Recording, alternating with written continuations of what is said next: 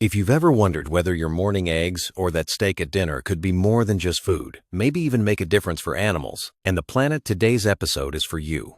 Exactly, because we're diving into free-range farming, what it actually means, how it works, and why it's considered a game changer for both animal welfare and the quality of what ends up on your plate. So, here's what we'll unpack. How free-range systems compare to traditional intensive farming, what science says about the health and taste of free-range products, the environmental impact, and the very real challenges farmers face making the switch. And if you're a farmer or just a curious eater, we'll close with practical tips for doing free-range right and what you can look for when you're buying animal products. Let's kick things off with the basics. What makes free-range different, and why are people so passionate about it? You see the term free-range everywhere, but the reality behind it is a lot more than just animals running around. It's about giving livestock enough space, letting them move naturally, and even mimicking their wild habitats. That's a huge shift from intensive systems where animals might be confined to cages or crowded barns.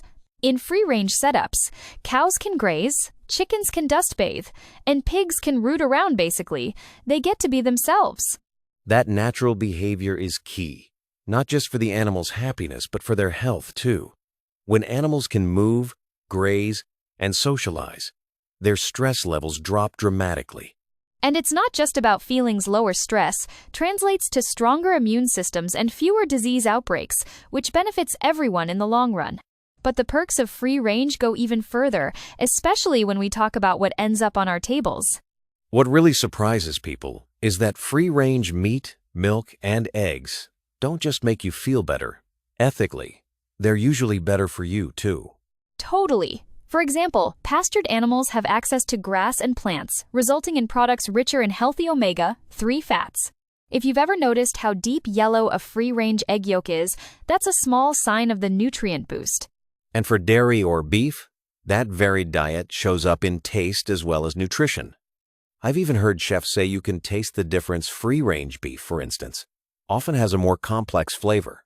That's true, and it's not just about gourmet appeal. Studies have shown these products often have more vitamins and beneficial fats, making them a wise choice for health-conscious folks. Switching gears for a second. Have you noticed how environmental concerns are pushing farmers to rethink their methods? Free-range farming isn't just good for animals and taste. It can actually be better for the land, too.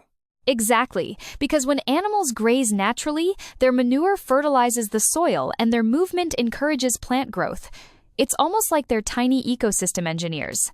Plus, rotating animals between fields, what's called rotational grazing, helps prevent overgrazing and keeps the land healthy, which cuts down on erosion and even boosts biodiversity. And let's not forget, less waste accumulation in one spot means less pollution entering nearby water sources. It's a win-win if managed carefully, though it does come with its own hurdles. That brings us to the different ways farmers go about free-range. There's direct grazing, rotational setups, and even semi-free systems where animals have shelter, but also roam outdoors. Each system has its own pros and cons. For instance, rotating pastures protects the vegetation but takes a ton of planning. Semi-free systems are great for animals like chickens and pigs that need shelter from harsh weather. But here's the kicker. All these methods need more space and investment than intensive farming. Plus, disease management gets trickier when animals mingle outside. And unpredictable weather like droughts or heavy rain can throw a wrench in even the best-laid plans. So, while the benefits are real, farmers have to stay on their toes and adapt constantly. So if someone's thinking about making the switch, what makes free-range work in practice? It starts with choosing breeds that genuinely thrive outdoors, like Jersey cows or Awasi sheep. Definitely, and water is crucial. Animals need clean water at all times, especially with more movement. Skipping on this can wreck their health faster than you'd imagine. Regular veterinary checks are a must, too. Early detection of disease or nutritional gaps can make all the difference, especially when animals are spread across big areas. And one thing I love, combining grazing with crop farming. It gives animals a richer diet and improves how effectively land is used. When done right, it's a model of sustainability and resilience. Before we wrap up, let's break down the biggest takeaways. First, Free-range farming improves animal welfare by letting them act naturally and stay healthier. Second, the products are simply better, richer in nutrients and taste thanks to a more natural diet and lower animal stress.